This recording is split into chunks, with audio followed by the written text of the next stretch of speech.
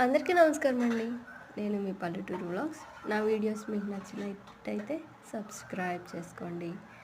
అయితే దీనికి ముందు వీడియో మీరు చూసినట్టయితే అర్థమవుతుంది. ఏంటంటే నాకు కోపం అని చెప్పాను కదా పోయిన వీడియోలో.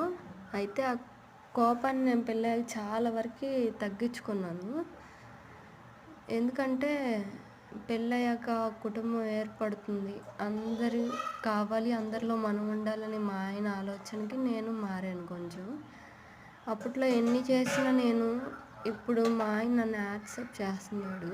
కానీ బంధువులకి, ఊళ్ళో జనానికి ఒక్కొక్కరికి ఎక్కువ అవుతుంది. ఏంటంటే బంధువులు ఉన్నారు కదా, వాళ్ళు జరిగింది జరగంది అన్నీ చెప్తారు.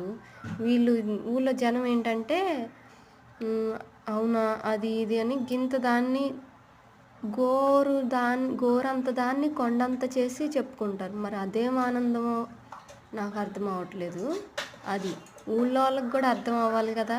ఇక నుంచి ప్రతి వీడియోలో నాకు జరిగింది నేను చెప్తూనే ఉంటాను. అంటే మీ ప్రాణాలు మీకు తీపి, మా ప్రాణాలు మాకు తీపి కాదు.